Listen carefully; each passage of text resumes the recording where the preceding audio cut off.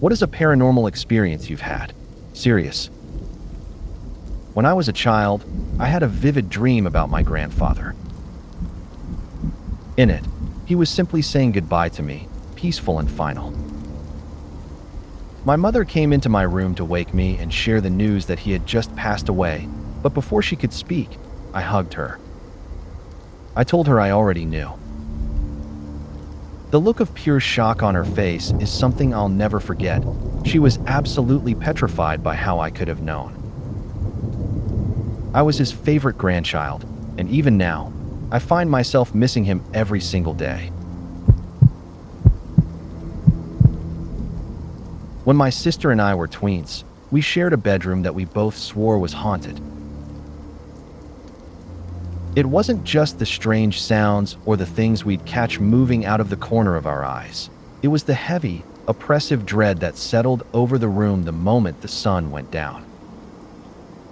We weren't kids who were afraid of the dark. We were perfectly fine in any other part of the house, but that specific room felt wrong.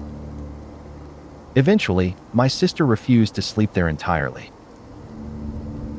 My mom, of course, thought the whole thing was ridiculous and dismissed our ghost stories until we left for summer camp.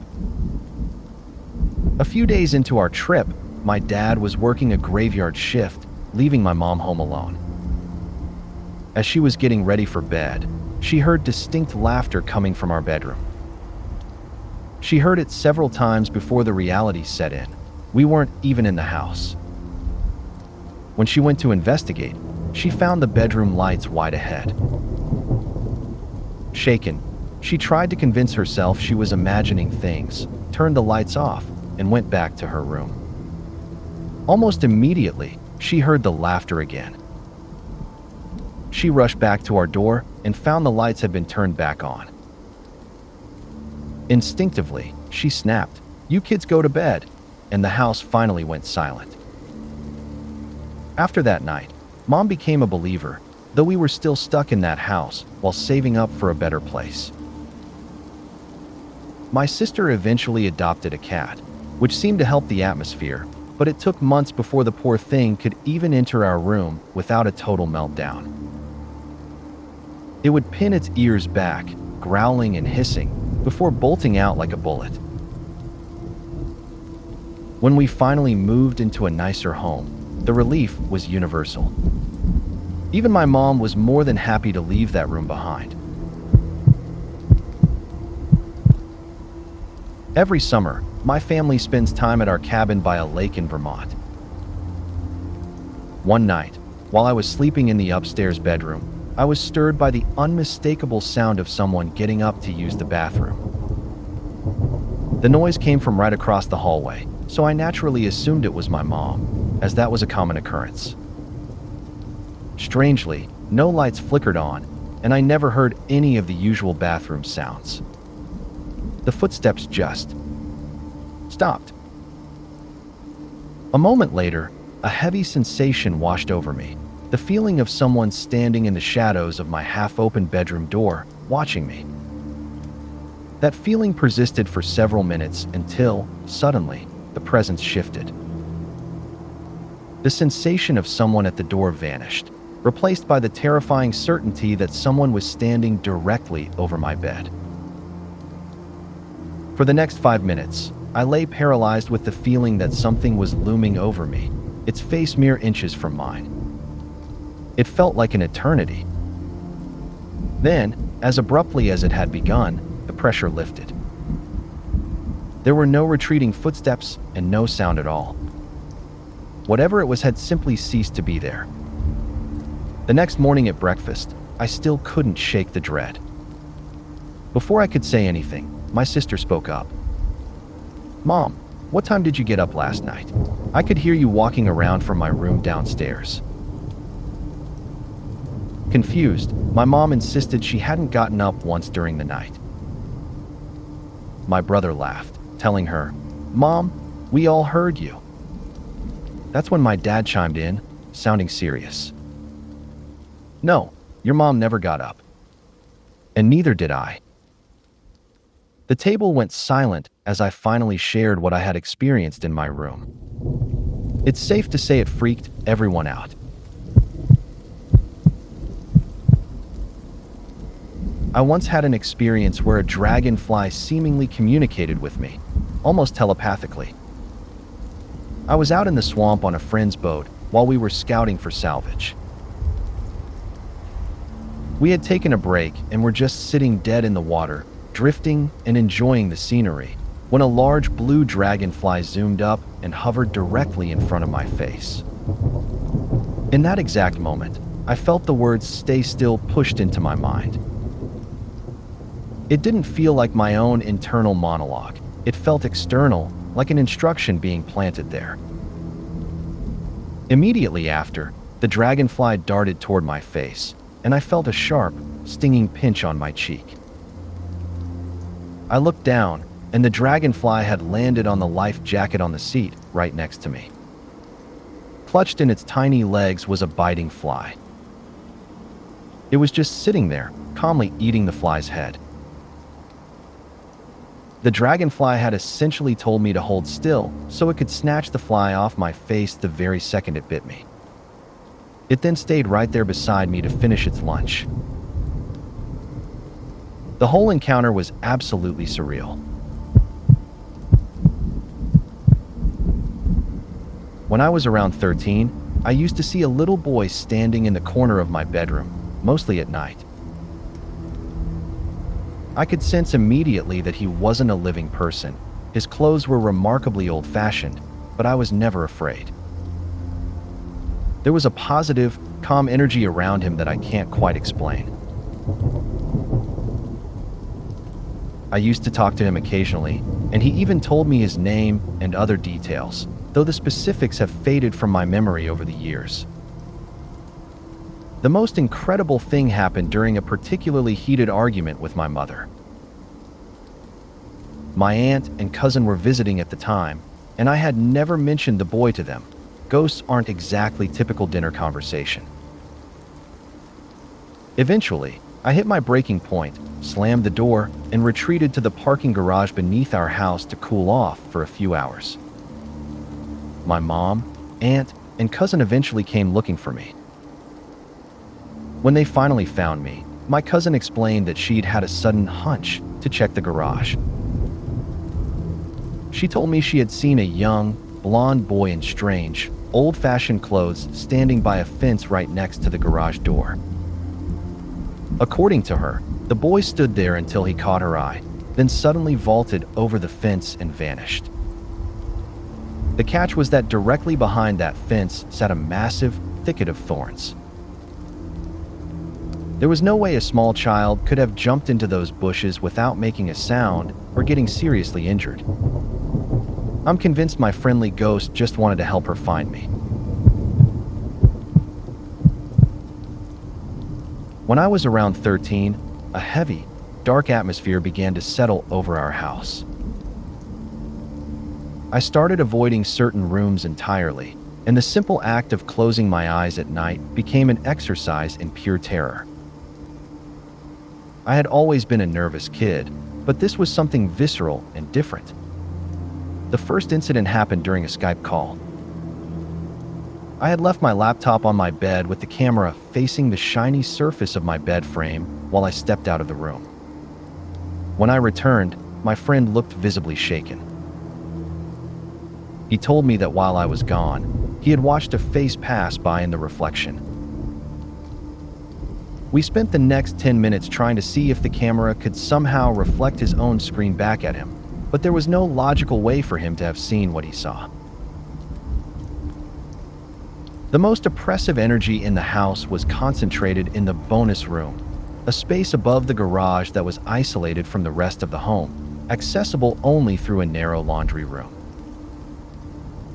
Even my friends mentioned feeling a wave of unease just stepping into that laundry area. One afternoon, I forced myself to go up there to look for a lost game, but within minutes, my nerves shattered. As I turned to bolt back down the stairs, an icy sensation gripped my gut. Before I could even take a step, I felt the distinct, forceful pressure of two hands shoving me from behind. I barely managed to grab the handrail to keep from tumbling down the flight of stairs, and I ran out of there like a bat out of hell. Desperate for some kind of relief, I decided to lay a line of salt across the laundry room floor as a makeshift barrier. To my surprise, the dread in the house actually seemed to dull the very next day. I finally started to relax, until I came home a few days later and felt the terror return tenfold. My parents had hired a cleaner who, unknowingly, had swept up the salt. I was too terrified to go back and replace it. Not long after, that same suffocating energy migrated into my own bedroom, anchored specifically in one corner. I tried to convince myself I was just being paranoid, but one night, as I was drifting off to sleep, my entire body tensed.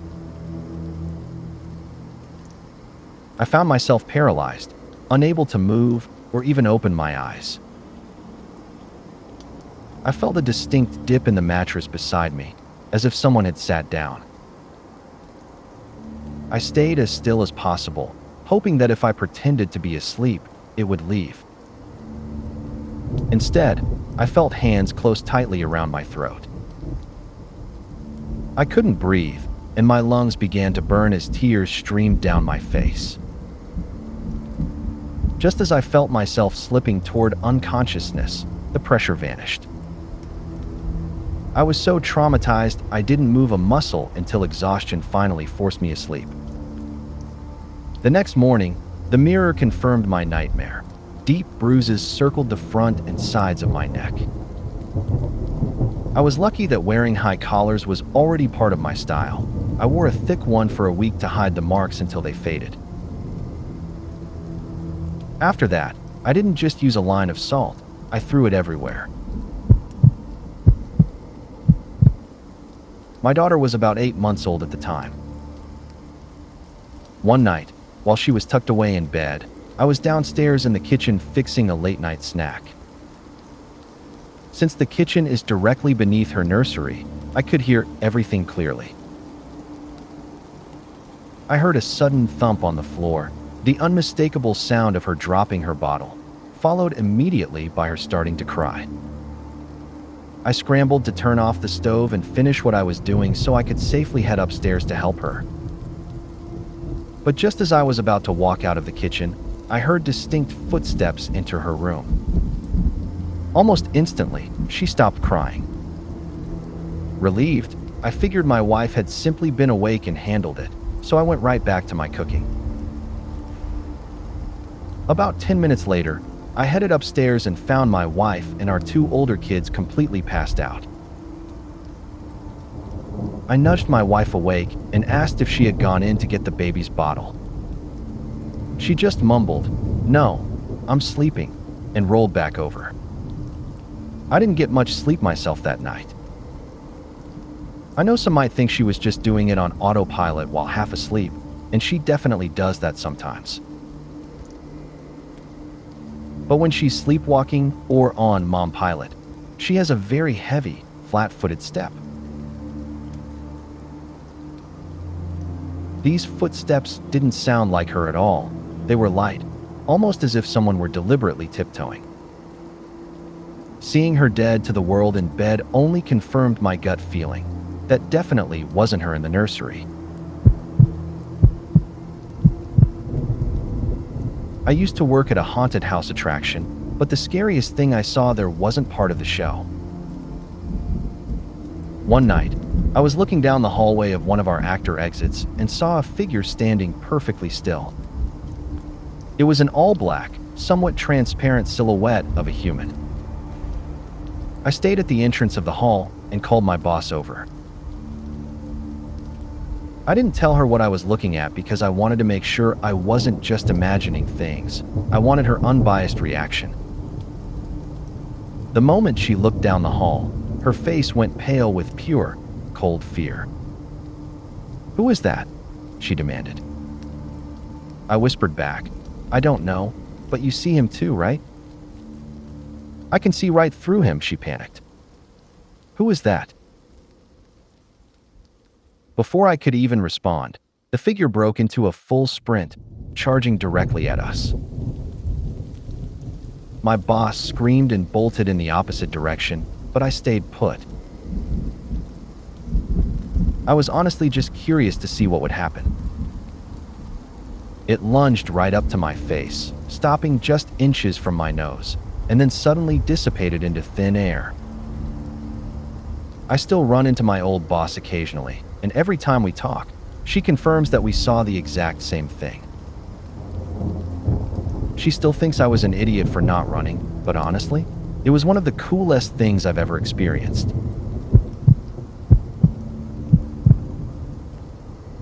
Only a few people believe me when I say my old house was haunted, but for those of us who lived there, the evidence was undeniable.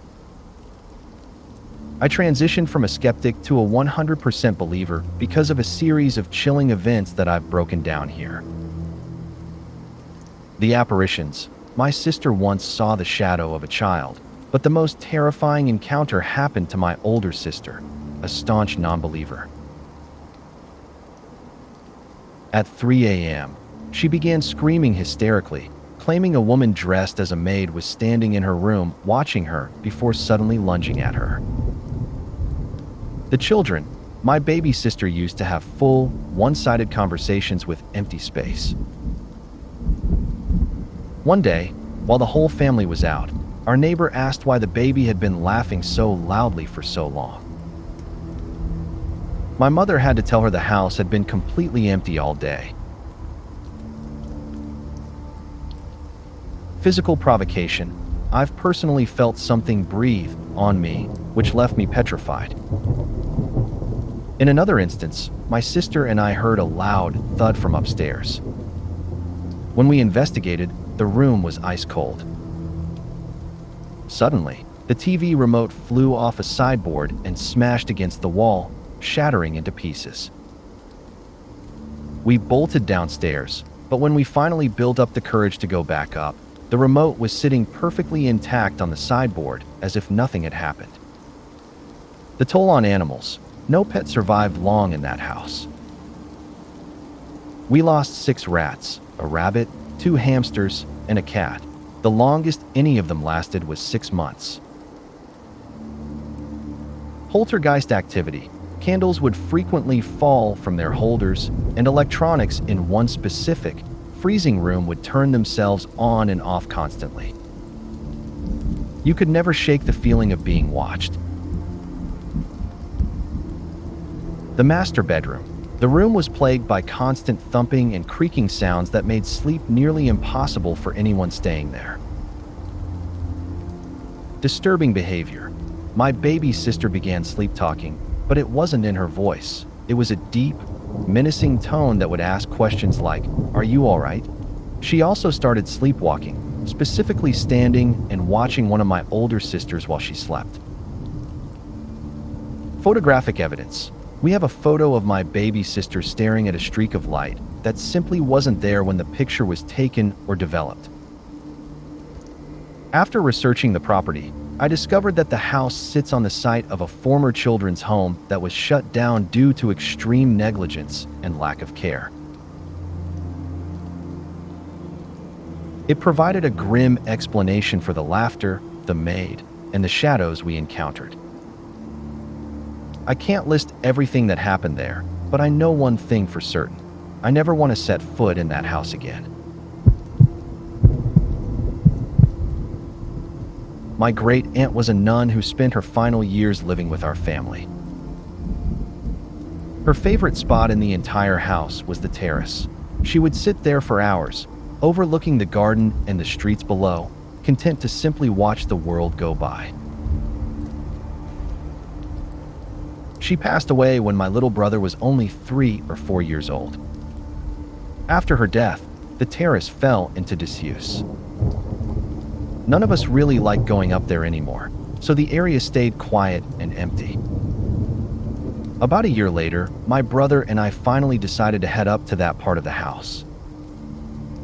We were halfway through the hallway when he suddenly froze. He pointed directly toward the spot where our great-aunt used to sit and looked at me with total innocence. "Who's that?" he asked. Is that one of our grandmas? My brother and I were home alone one night watching TV while my mother was working a night shift. Eventually, my father came home. He pushed the door ajar and poked his head through to say hello. Both of us turned around, said hello back, and he closed the door. Not 30 seconds later, the door opened again. Another man poked his head in to say hello. Once again, we both turned around and said hello back, and the man closed the door. We naturally assumed a friend of my father's had come back to the house with him.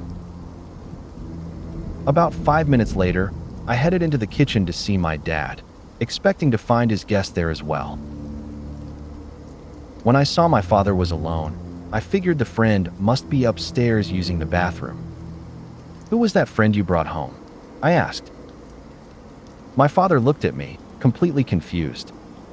"What friend?" "The guy who came in right after you," I replied.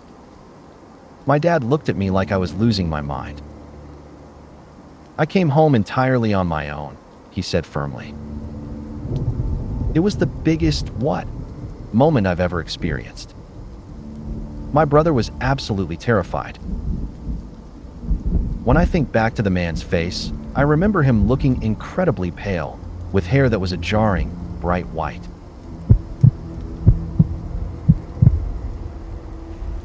One night, my sister and I were home alone when we saw a dark figure peek its head around a wall, watching us. It was just the two of us in the house, and there was no logical explanation for who or what it could have been. That was only the beginning. There were times I would hear the distinct sound of children laughing when no one was around, and I occasionally heard muffled, low voices emanating from the TV while it was completely powered off. Even after I moved out, the house remained active. My mom and sister once woke up to find a dining room chair pushed right up against the kitchen sink, as if someone too small to reach the faucet had needed a boost. A few days before I gave birth to my daughter, my grandmother had emergency surgery. She didn't wake up for a week and never truly recovered, but she told my cousins something incredible. She claimed that she had actually died at the exact moment my daughter was born, and even described seeing US driving home from the hospital, providing specific details she couldn't possibly have known from her hospital bed. She passed away a month later.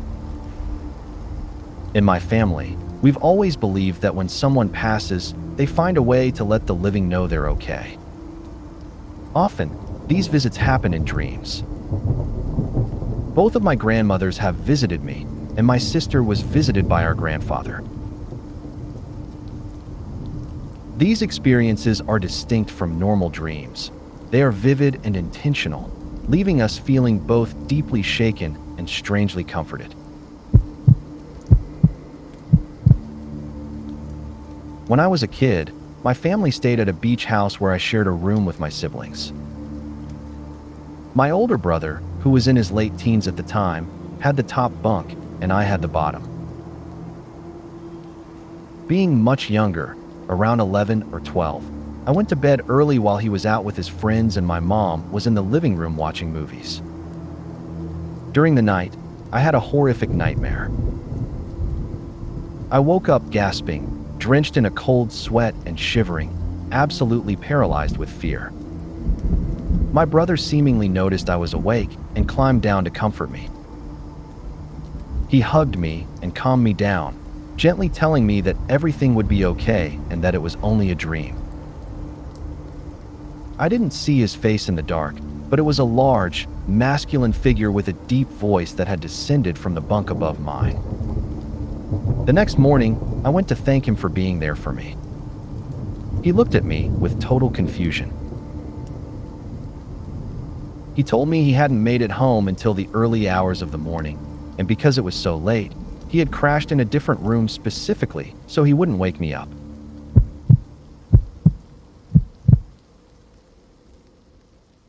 When I was around 8 or 9, my family volunteered at a living history museum, a place that relocated historical buildings to a massive outdoor site to create a sort of pioneer village. All the volunteers wore period-accurate clothing, making it feel like we had been transported back to the 1800s. With 7 or 8 of us kids running around most weeks, we basically had free reign of the property. One afternoon, a group of us wandered into the open land between the exhibits near a massive, ancient oak tree. I was walking with another girl when she suddenly froze in her tracks. When I asked what was wrong, she simply pointed and whispered, "Look." Standing by the tree was a beautiful woman we had never seen before. She was wearing an elegant purple Victorian dress and was dancing all by herself in the grass. It took us both a few moments to process what we were seeing, and in those few seconds, she began to translucent and then faded away entirely. We later discovered that a third girl in our group had seen her, too. No one ever found an explanation for it. As far as any of the staff knew, there wasn't a volunteer matching that description or wearing that specific dress on the grounds that day. When I was about 11, I woke up in the middle of the night because my blanket had slipped off. Looking to the side of my bed, I saw an old man sitting there, dressed in a nice coat and a hat. He smiled at me and gently pulled the covers back up, tucking me in. Strangely, I wasn't scared at all. I felt incredibly cozy and drifted right back to sleep. The next morning, I told my mom what had happened. As I described the man in detail, her expression changed. She told me he sounded exactly like her father, my grandfather, whom I had never met. While the encounter left me feeling cared for, my mother was deeply disturbed by it. Unfortunately, the kindness I experienced from him was a far cry from the man she had known growing up. As a child, I also saw auras, vibrant washes of color surrounding people. I assumed this was a universal experience that people just didn't talk about, but when I began mentioning it in passing, I was met with laughter and odd looks. Shortly after I realized others didn't see them, the ability faded away. One of my most vivid memories, however, happened when I was only 4 years old on a holiday in Italy. My mom was sitting on some steps behind me, and I remember thinking the sunlight coming from behind her was blindingly bright. Then it clicked. That didn't make sense, because the actual sun was in front of me. I turned around and saw a figure standing directly behind her. It was the size of a person, but its body was blurred and indistinct. Its face, however, was composed of pure, radiant yellow light. It was like staring directly into the sun. I remember saying, "There's someone behind you," but by the time my mom turned to look, the figure had vanished. Even now, approaching 30, that surreal moment remains as clear as if it happened yesterday.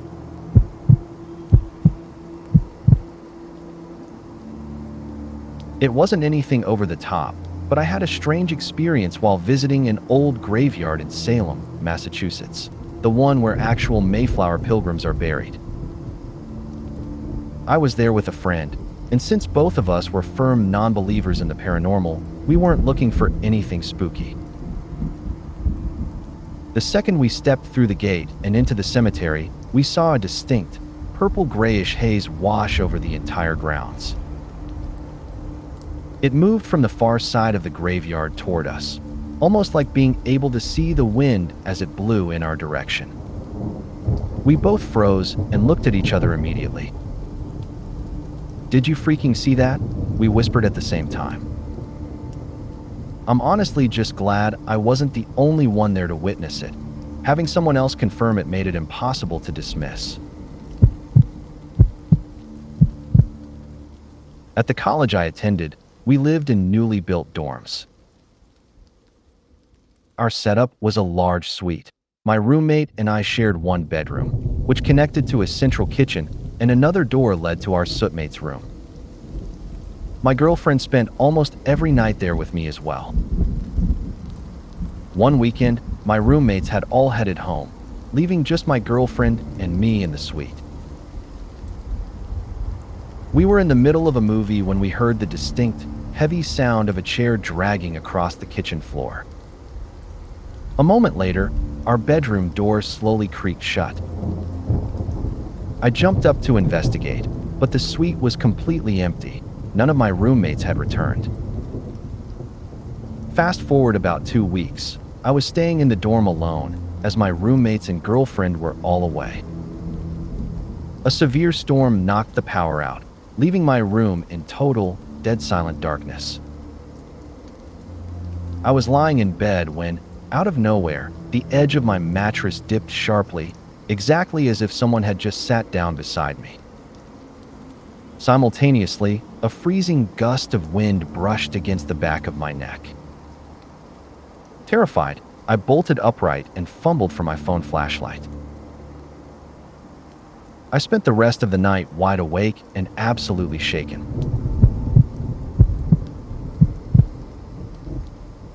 I grew up in a house built in the late 1800s, nothing ancient, but it certainly had its share of history and some deeply unsettling energy. The first thing I remember was my absolute hatred for the top of the stairs, especially at night. Whenever the upstairs light was off, I'd look up and get the distinct impression of 3 women standing on the landing. They were always arranged in a circle, almost like witches gathered around a cauldron, though the cauldron itself wasn't there. My parents dismissed it as a child's overactive imagination, but the feeling persisted until I moved out at 18. On a few occasions, I even saw them as translucent, shimmering shapes while the lights were actually on. Our family cat, Marbles, seemed to agree. She would frequently stand at the base of the stairs, hissing at the empty landing. Then there was the black shape. The upstairs layout was a large rectangle with my parents' room at the top of the stairs and a hallway leading past my room and my sister's room to the bathroom at the far end. I was terrified of my own closet because I'd often see an indistinct, dark mass scuttle out of it, moving with a jerky, spider-like gait before disappearing out the bedroom door. Because of this, I usually fled to my sister's room to sleep. One night, after I had dashed to my sister's room to escape the shape, things escalated. The bathroom light suddenly clicked on by itself, and my sister's closet door swung open. The black shape began frantically scuttling back and forth from the closet to the bathroom, down the hall, and back again, over and over. I was screaming at the top of my lungs, but while my mom came in to check on me, she was convinced it was just a nightmare. She'd turn off the light, close the closet, and go back to bed, only for the door to fly open and the light to snap back on the moment she left. This cycle repeated for nearly 4 hours. Strangely, my dad and my sister, who is normally a light sleeper, slept through the entire ordeal despite the noise. Whenever that shape was active, I'd have these bizarre, recurring nightmares. I would be trapped in an infinitely large, black void, watching massive objects like mattresses shooting toward me through the darkness. The moment I moved out, the nightmares and the sightings stopped instantly. A few years ago, I visited the house during an open house and spoke with the current owners. They mentioned they were selling because their youngest daughter was too terrified to stay there. She told them she didn't like the black doggy cloud that lived in her closet, and she complained of nightmares where she felt tiny in a really big place. Most chilling of all, she said she was scared of the ladies who wouldn't let her go up the stairs.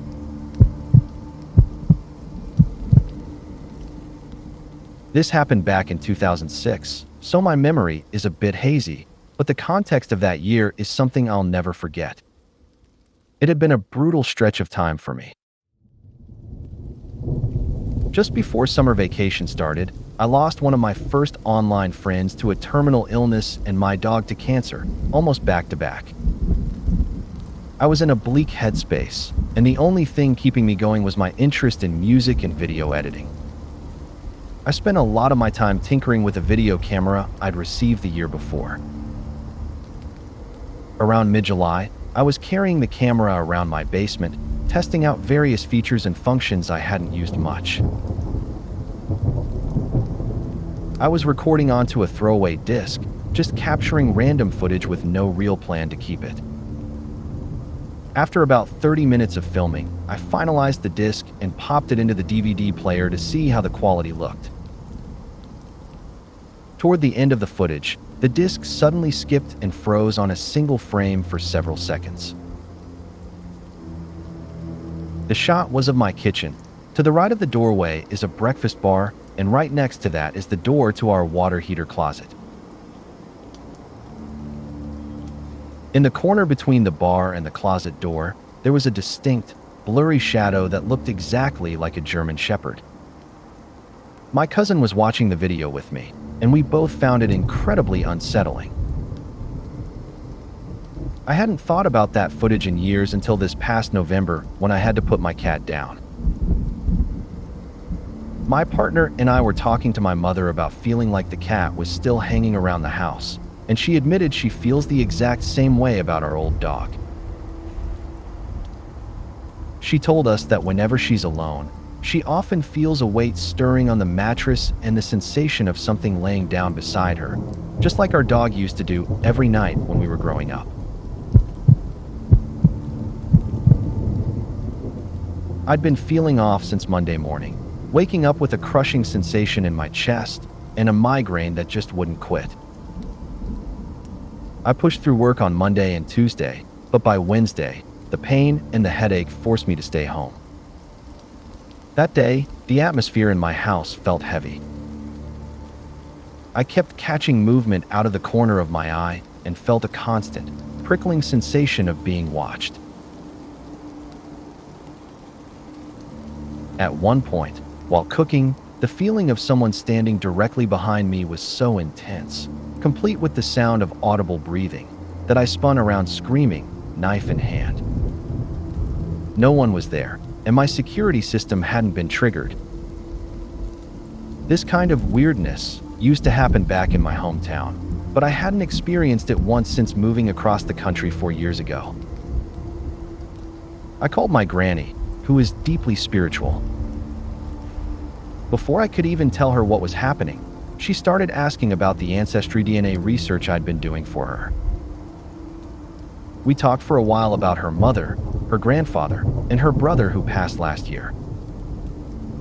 When I finally mentioned my illness and the strange energy in the house, she told me to pray, burn some sage, and rest. I prayed, but I felt too weak to smudge the whole townhouse. As night fell, things escalated. My garage door opened on its own while I was in the house. I closed and locked it, feeling increasingly uneasy. My migraine spiked and a cough developed, so I took some NyQuil and ibuprofen. Then came a loud bang on my office window. I looked out and saw nothing. Fed up and fading fast, I just went to sleep. At 3 a.m. on Thursday, I was jolted awake by screaming. I thought I was hallucinating from the medicine, but I heard a chorus of male and female voices yelling at me. Asterisk, get up. Wake up now. You have to go. Asterisk. The pain in my chest, throat, and head was agonizing. I was struggling for air. My lungs felt like they were on fire. Then, I felt a physical hand on my shoulder and heard the voices again. Unified. Asterisk. You need steam. You need to go. Asterisk. I barely made it down the stairs. I managed to turn on the shower, and the steam helped my breathing just enough for me to get to the ER. The diagnosis was the flu, which had triggered a severe asthma attack. I've had exercise-induced asthma my whole life, but it was never serious enough for an inhaler until now. The doctor told me, "You likely had a massive attack in your sleep." Combining that with NyQuil is incredibly dangerous. Getting up and getting to the steam was the only reason you're okay. He put me on a breathing treatment, steroids, and an inhaler. Since returning from the hospital, my house has been completely silent. The shadows, the noises, and the voices are gone. Whether it was a fever dream or my ancestors literally shouting me awake, I'm just grateful I can breathe again.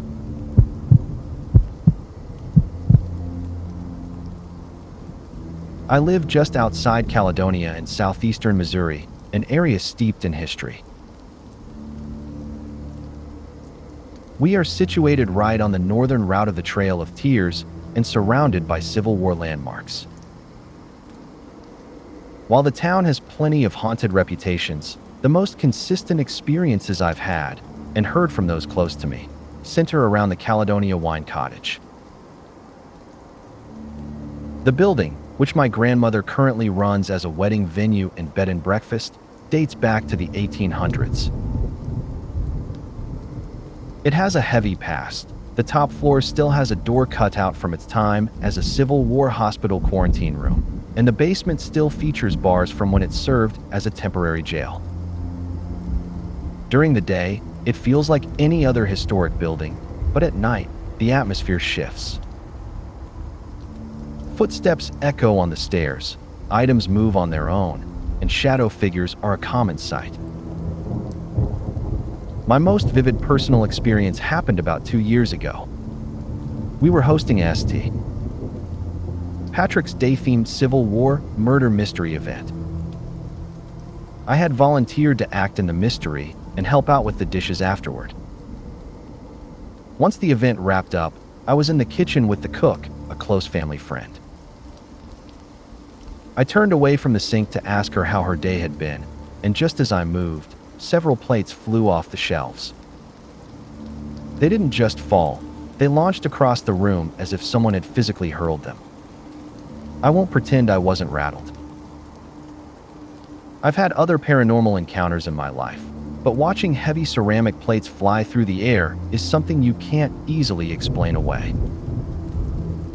It was a stark reminder that in a place with that much history, you're rarely ever truly alone. My maternal grandmother was dying in the hospital back in 1997. She had a DNR in place, but my grandfather just couldn't bring himself to let her go.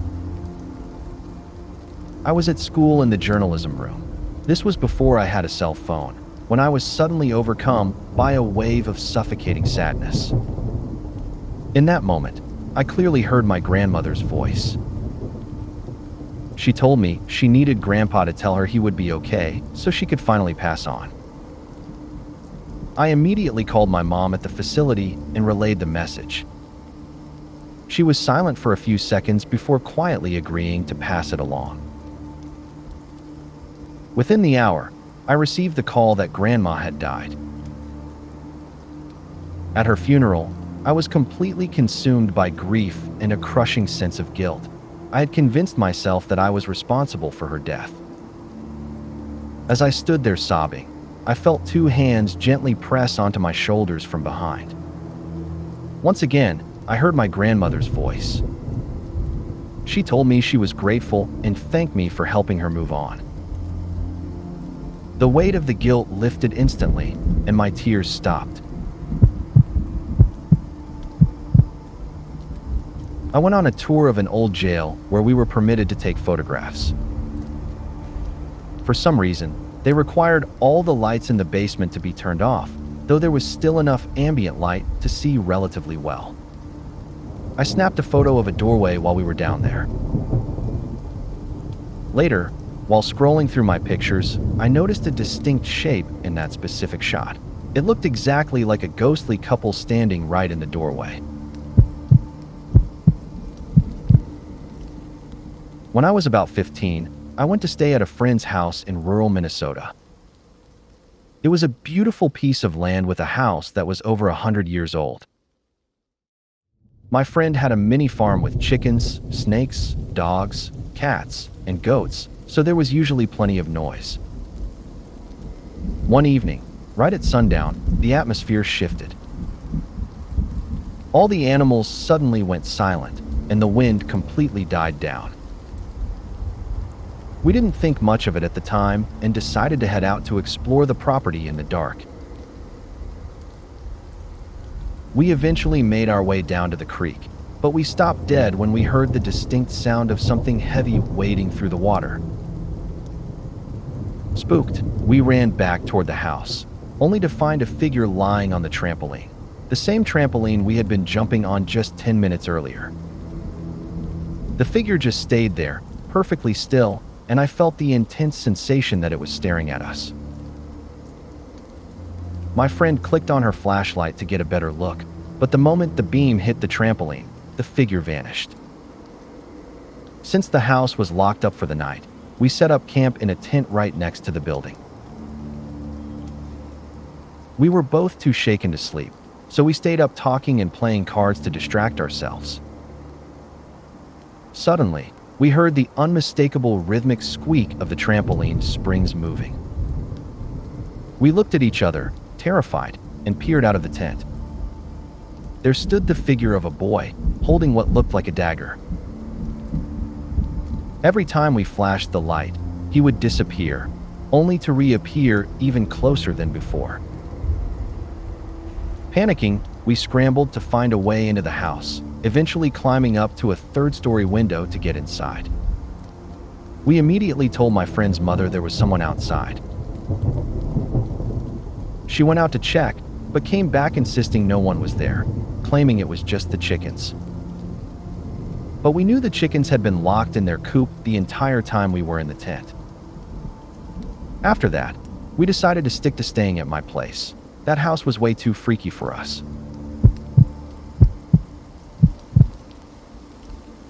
Back in 2007, when I was 7 years old, I was in the middle of playing Jack and Daxter when my controller suddenly died. My dad was out in the garage and my mom was at work, so I was alone in the main part of the house. I figured I'd just head out to the garage to ask my dad for some fresh batteries. As I started to get up, the atmosphere shifted. I suddenly felt like I wasn't alone anymore. I turned around and saw a man, easily 6 or 7 feet tall and wearing a cowboy hat, walking calmly from my bedroom toward the bathroom. Terrified, I whipped my head back toward the TV, and when I finally plucked up the courage to look again, he was gone. I didn't wait around. I bolted straight for the garage. The only other encounter I had with him was also the last. I was lying in bed that night, right on the verge of falling asleep, when I rolled over to face the doorway. He was standing there, leaning casually against the door frame, just watching me as I drifted off to sleep. A few years ago, I went on a month-long solo vacation to Japan. At the time, my grandmother back home had been hospitalized for a couple of months. While I was on a train heading to Kamakura, a small town near Tokyo, I received a text from my mother. My grandmother had entered a terminal state and was expected to pass away within hours. I was devastated, crushed by a heavy mix of grief and the guilt of being halfway around the world during her final moments. I arrived at my destination barely able to hold back tears. I knew my grandmother had explicitly told me she wanted me to enjoy this trip, so I felt that honoring her wishes was the only way forward. During my walk, I came across a very old, secluded temple that seemed tucked away from the usual tourist path. Right at the entrance gate, a butterfly appeared and began circling me. I've always been someone who is easily grossed out by bugs, but in that moment, I felt a strange impulse to stretch out my hand. To my surprise, the butterfly landed right on the tip of my finger. As I explored the temple, the butterfly stayed with me the entire time, occasionally fluttering off only to land on my shoulder or my head. It was a surreal feeling, being completely alone in this ancient place, filled with sadness, yet feeling strangely fearless, accompanied by this unusually friendly creature. As I was leaving, a middle-aged Japanese couple noticed us. They seemed amused and tried to get the butterfly's attention, but it ignored them completely, staying focused only on me. The moment I crossed back through the entrance gate to leave the temple grounds, the butterfly suddenly took flight and vanished. Even though I found myself wishing it would follow me to the next temple, it felt as though it couldn't. It was as if that specific moment and place were the only times we were meant to be together. I don't usually believe in these types of things, but it felt as if that butterfly was a bridge to my grandmother, as if she had sent it to say goodbye or to check in on me one last time. It brought an immense sense of peace during a time of impending loss. My grandmother passed away just a few hours later. The long-running joke in my family is that we come from a line of witches, but the stories behind that joke are far from lighthearted. It started with my great-uncle in the 1950s. He began having recurring dreams that he would die before his junior year of high school at the hands of a family member. That summer, he and his brothers were out for a drive in a convertible. Taking a corner too fast, the car rolled. Everyone survived except for the youngest brother, my great-uncle. When the family went through his notebooks after the funeral, they found detailed drawings of the church where his service was held. It was several towns away, and he had never seen it in his life. He hadn't just predicted his own death and the involvement of his family. He had drawn the exact site of his own wake. Devastated by the loss, my grandmother turned to the occult to try and contact him. Soon, the house became a magnet for terrifying activity. One afternoon, she was overcome by a freezing chill and went into a trance. She claimed she was shown a vision of the dark path she was walking. When she snapped out of it, she abandoned the occult entirely and became intensely religious. Decades later, in the 90s, I was sleeping at their house when a low growling woke me. I opened my eyes to see two massive black dogs with glowing red eyes staring at me. My own dog, a little Sheltie, was standing on my chest, growling back at these demon dogs. I tried to tell myself it was a dream until one of them actually bit me. I screamed, and my Sheltie lunged at them. When my mom ran in, she found my hand bleeding and asked what happened. My dog was found in the basement, still cornered and snarling at something hidden under the stairs. The sightings didn't stop. Even years later, after my grandfather passed and no dogs lived in the house, I would still see them. I believe my daughter saw them too. Once, as a baby, she let out a scream so guttural and primal it sounded like a dying animal. I eventually called my husband in a panic, telling him I couldn't stay there another minute and was moving to a hotel. When I finally talked to my grandmother about it, she admitted that her past dabbling had invited something in. She was convinced she had cursed the house. This sensitivity followed me. The first time I walked into a friend's house, the hair on my arm stood up and I felt physically ill. I asked him if something was wrong with his basement, and he looked at me in shock. He told me there was a nursing home next door and he believed a portal existed in his cellar.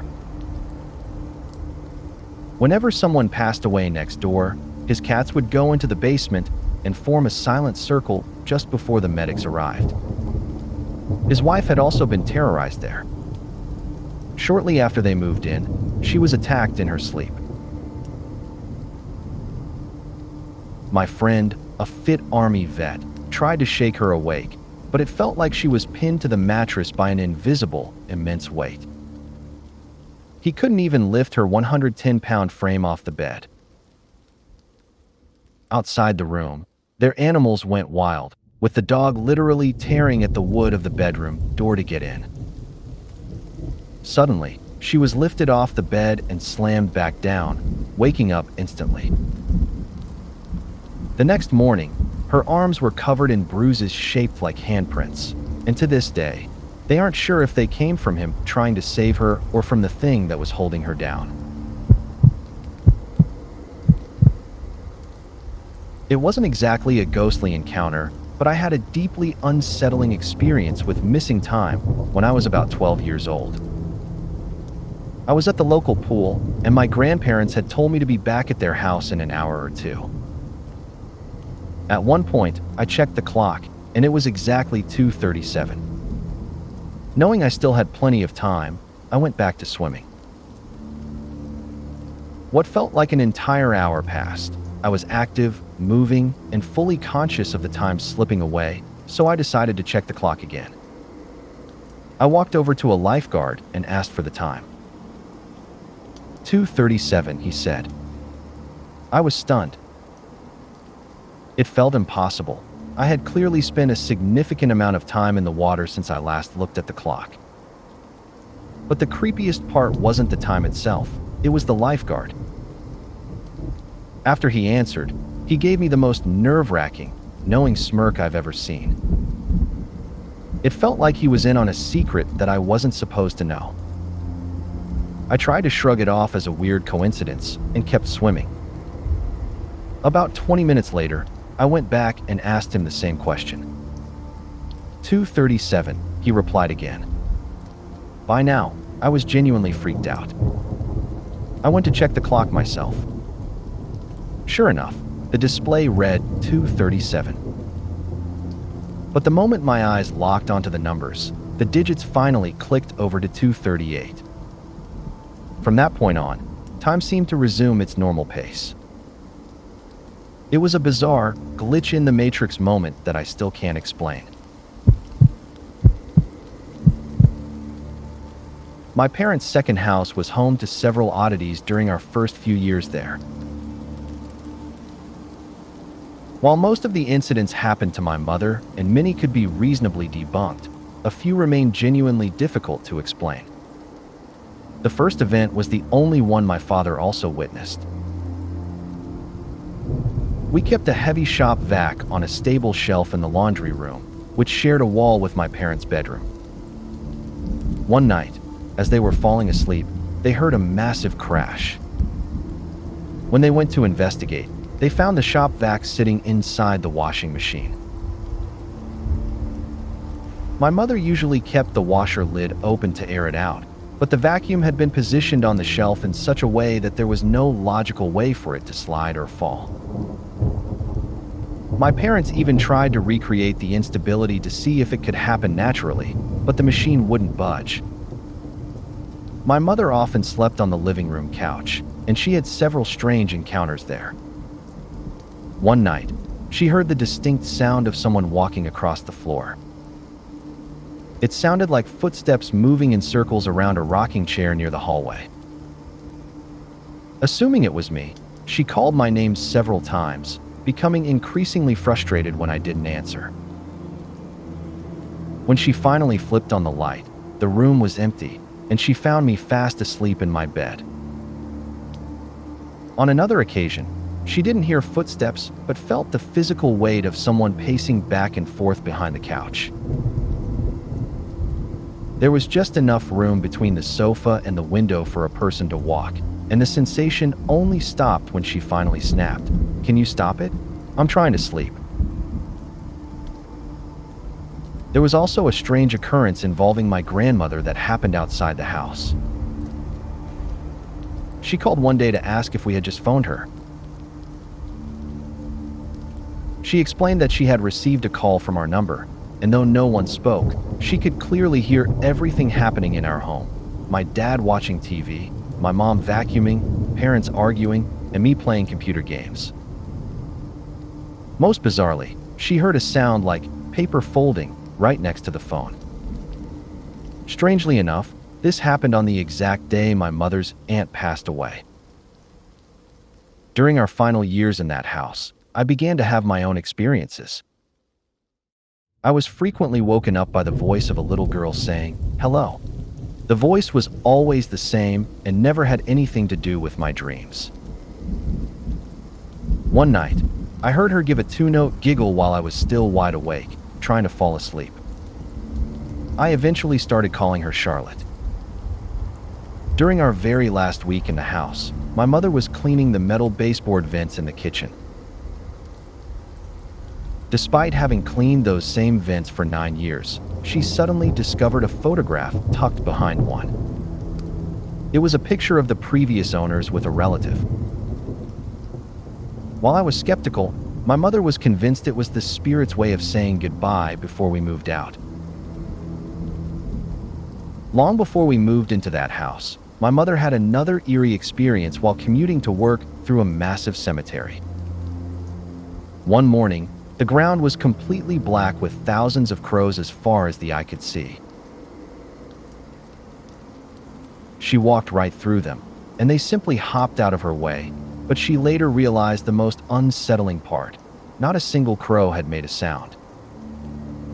On a different day in that same cemetery, she saw a young girl in a dress wandering alone. She felt worried that the child wasn't wearing a jacket in the chilly spring air, but we later learned of a spirit named Annabelle who is frequently seen in that area, often accompanied by silent crows.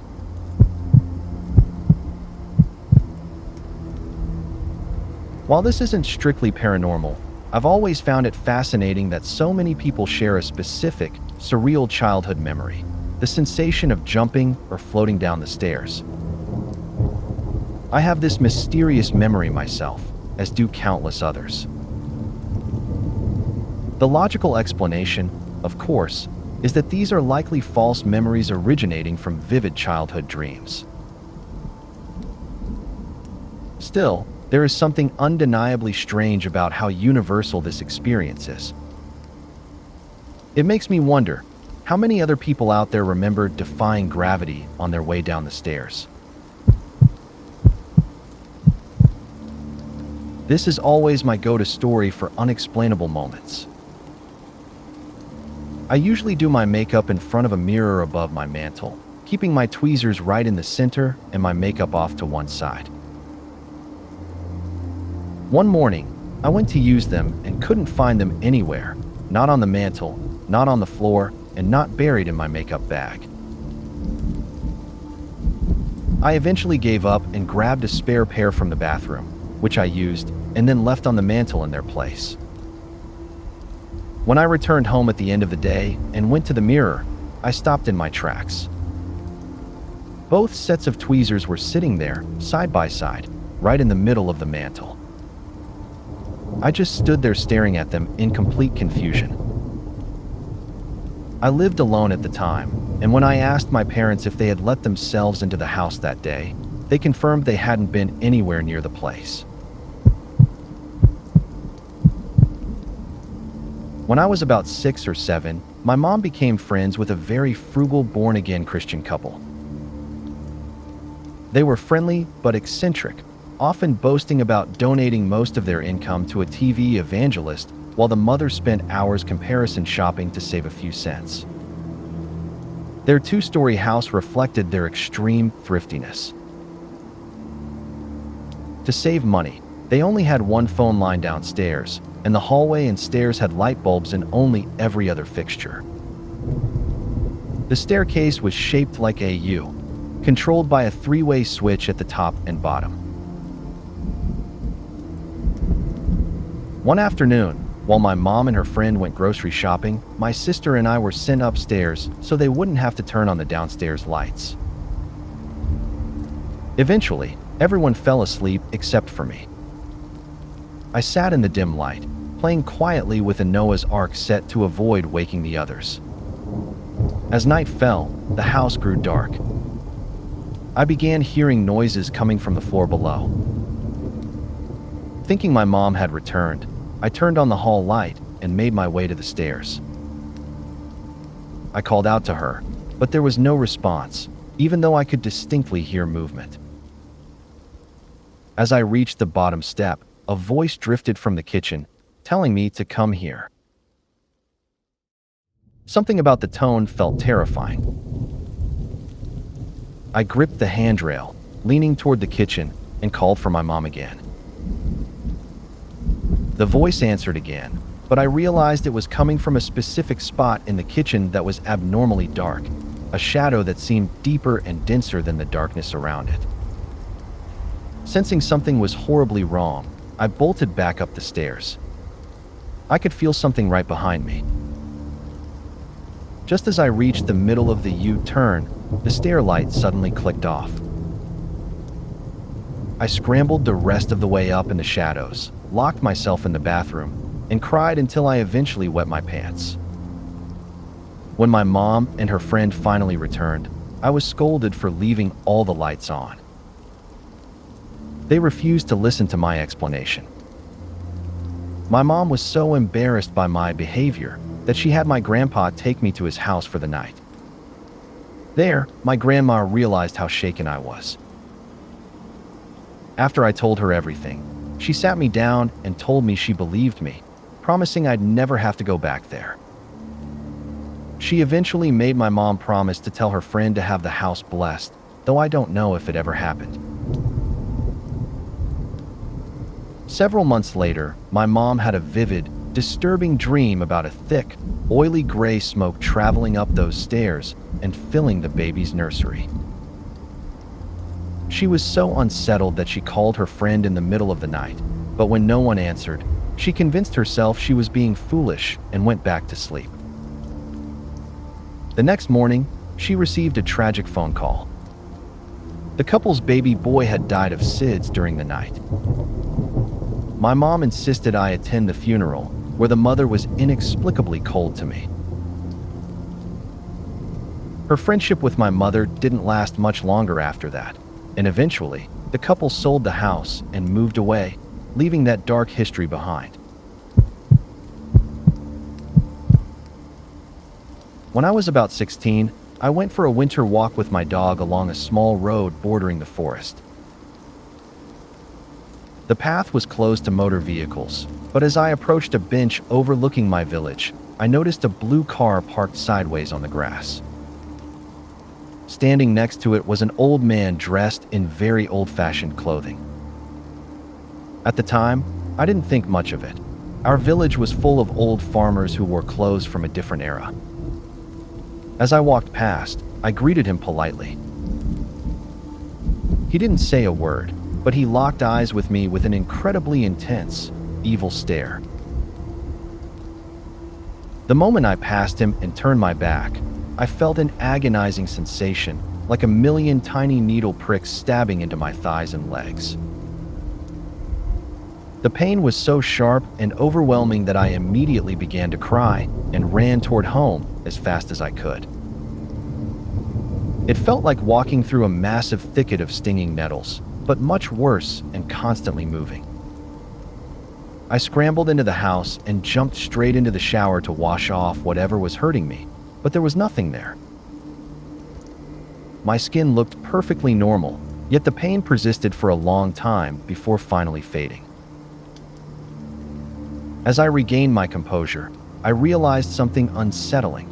My dog, who was usually very attentive to strangers, hadn't reacted to the man at all.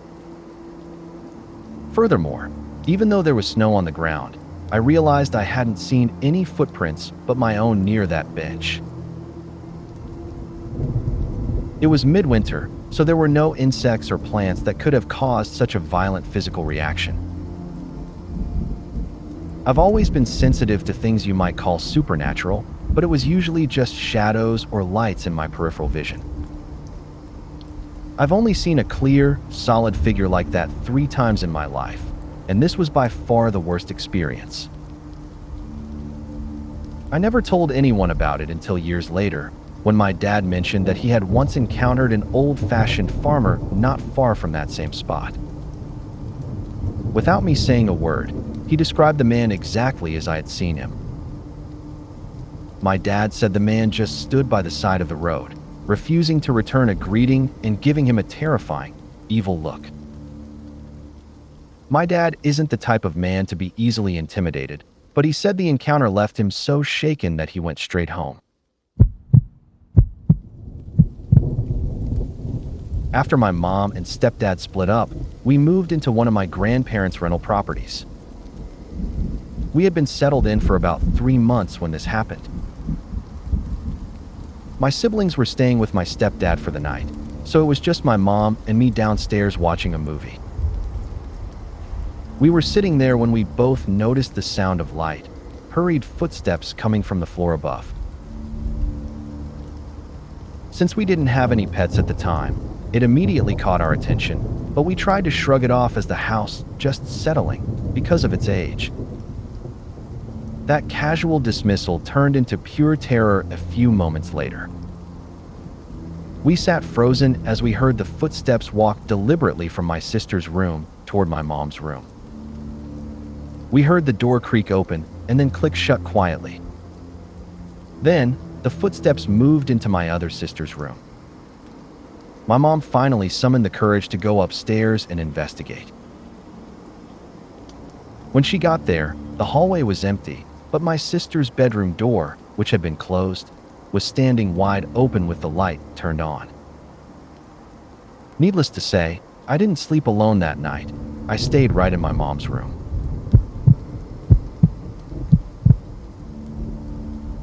I once had a boss who was deeply immersed in the supernatural. He was a healer and a shaman who claimed he could speak to the dead. He was a very kind man, and I learned a lot from him. But as a firm atheist, I didn't personally buy into any of it. Still, I tried to keep an open mind. One night, a coworker, a guest, my boss, and I were having some drinks and decided to try dowsing for water using a split birch stick. Specifically, we were looking for an energy ley line that supposedly ran right through the property. I went first, holding the stick and walking in the specific way he described. I fully expected nothing to happen, and, true to my expectations, nothing did. Then, he suggested I try again. This time, he simply placed a hand on my shoulder, claiming he was transferring energy to me. As I approached the spot where the line was supposed to be, I was shocked to feel the stick begin to properly tug and point toward the ground. It remains the weirdest thing that has ever happened to me. I can't explain it. The only logical conclusion I can reach is that it was some sort of subconscious psychological reaction, but I truly didn't expect it to work either time, and I already knew exactly where the line was during the first attempt when nothing happened. To this day, I am convinced that I was regularly visited by a succubus when I was 20 years old. Every month, I would have a vivid dream that took an existing memory of mine and altered it, placing a woman by my side.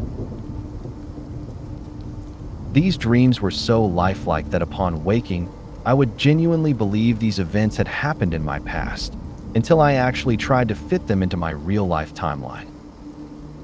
Shortly after I turned 21, I had one final dream. I found myself in a room I had never seen before. Looking out the windows, I could see a lush tropical landscape of vibrant green hills. A woman I didn't recognize was in the room with me. She spoke in a language I didn't understand, yet I knew exactly what she was saying. She was telling me goodbye. I never had another dream like that again.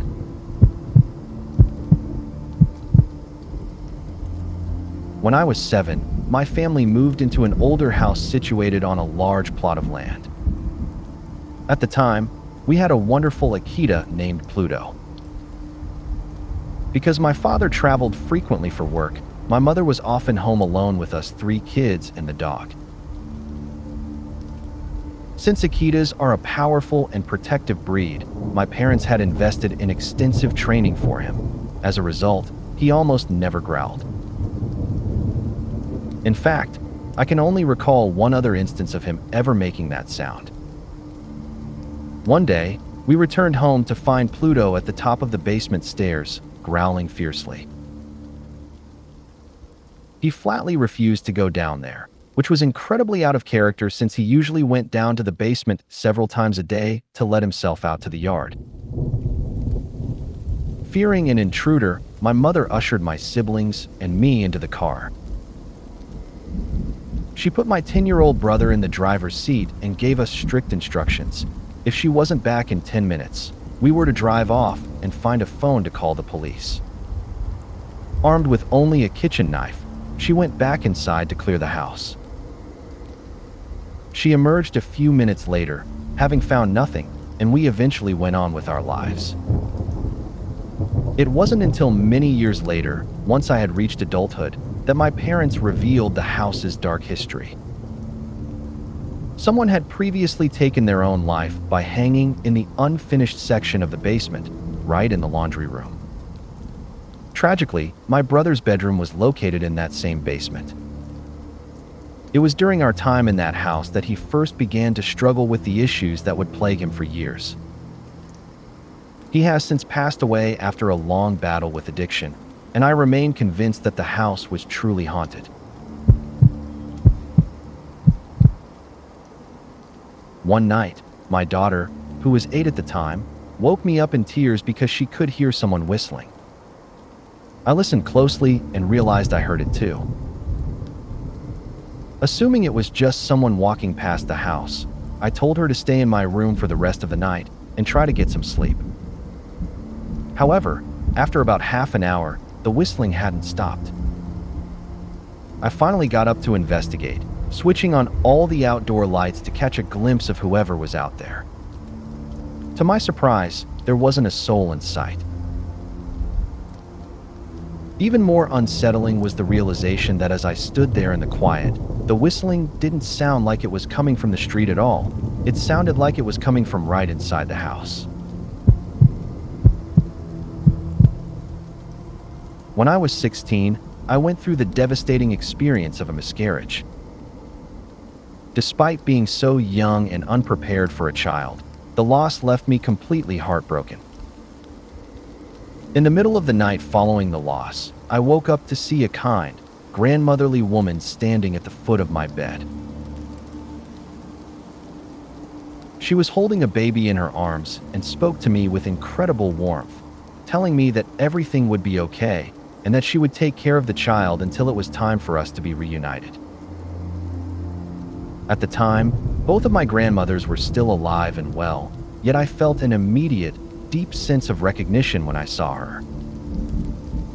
It wasn't until many years later that I uncovered a tragic piece of my family history that put the encounter into perspective.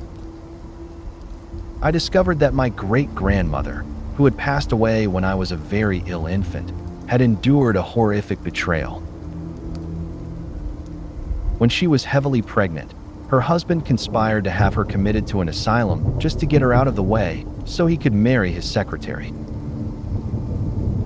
He told the world she had died in childbirth, and her youngest son, my paternal grandfather, was taken from her the day he was born and raised in foster care.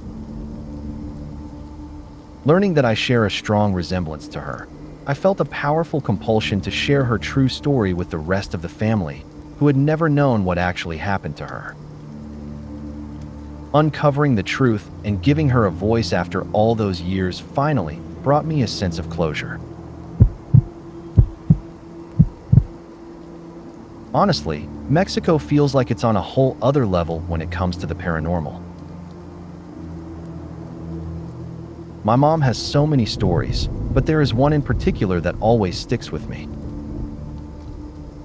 My mom and her sister, Stella, decided to clear out a room in their house that had once belonged to their brother.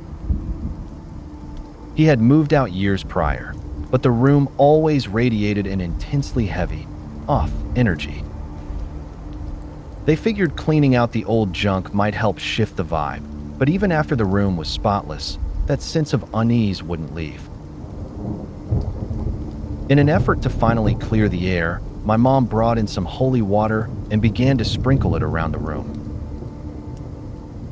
The reaction was immediate and visceral.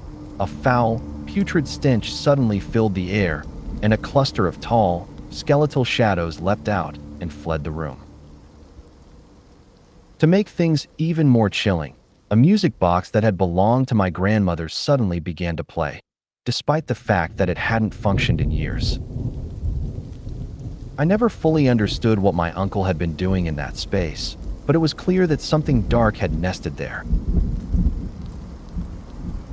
Looking back at his history, it makes sense. He was a genuinely volatile and abusive person who terrorized his own siblings and stole from the family.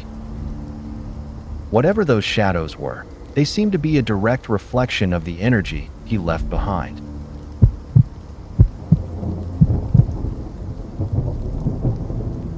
We lived in a house for a few years that was undeniably haunted, and while my mother was well aware of it, my dad remained a firm skeptic. That changed one night while all of us kids were out of town. My parents were downstairs when they heard the unmistakable sound of footsteps pacing across the creaky wooden floors upstairs. Acting on pure parental instinct, my dad yelled out, "Go to bed," only to realize a second later that the house was supposed to be empty. He rushed upstairs, expecting to catch one of us, but found absolutely nothing. The footsteps, however, didn't stop.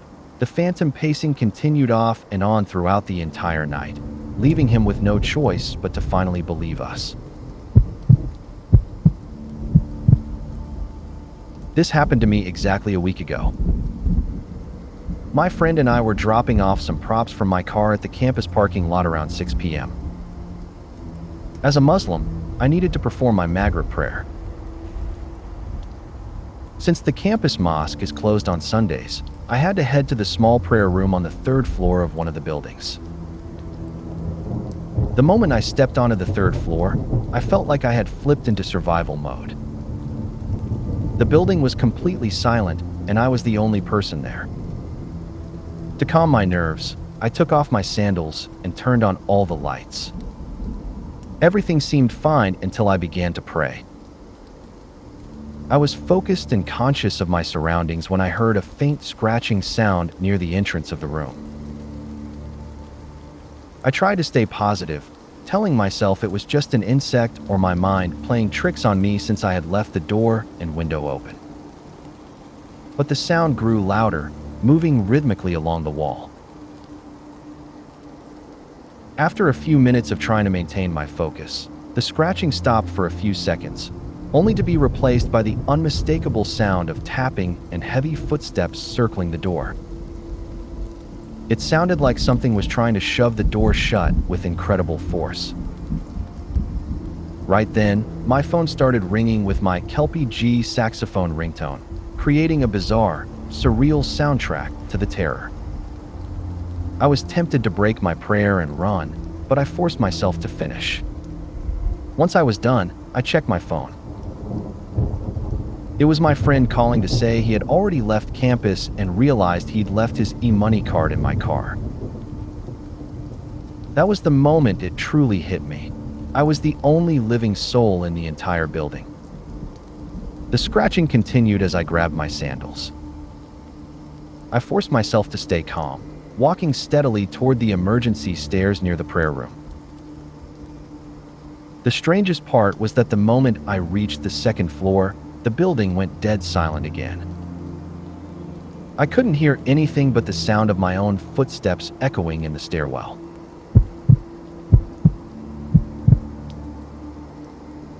My most terrifying paranormal experience happened when I was about 10 years old, and like yours, it involved the chilling fact that no one else would wake up, no matter how much noise was made. It started one night when I woke up from a deep sleep and couldn't drift back off. I eventually asked my mom if I could watch TV. She agreed, but warned me, just make sure you don't wake anyone up. As it turned out, nothing, not even a cacophony of sound, would wake them that night. While I was sitting in the living room, an old radio in the garage suddenly blasted to life.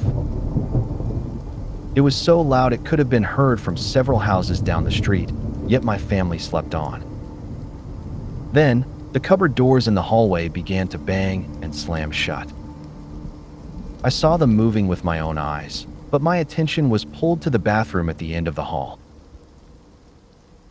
The light was on inside, and through the gap at the bottom of the door, I could see a dark silhouette moving around. I accidentally made a noise, which seemed to alert whatever was inside the bathroom. In that instant, every cupboard door in the hallway slammed shut simultaneously. Terrified, I ran back to the couch, screaming and crying for help. The radio in the garage flared back to life at full volume, and the cupboards began a frantic cycle of opening and slamming. I felt completely trapped and targeted, so I buried myself deep within the couch cushions and eventually cried myself to sleep. When my mother woke me the next morning, I told her everything, but she didn't believe a word of it. It wasn't until several years later, after the rest of the family began having their own experiences, that she finally apologized. She had a terrifying encounter of her own and realized that I hadn't been lying. It really had happened. Thank you for sharing your story. For a long time, I felt alone in that memory, but it remains the scariest thing I've ever lived through.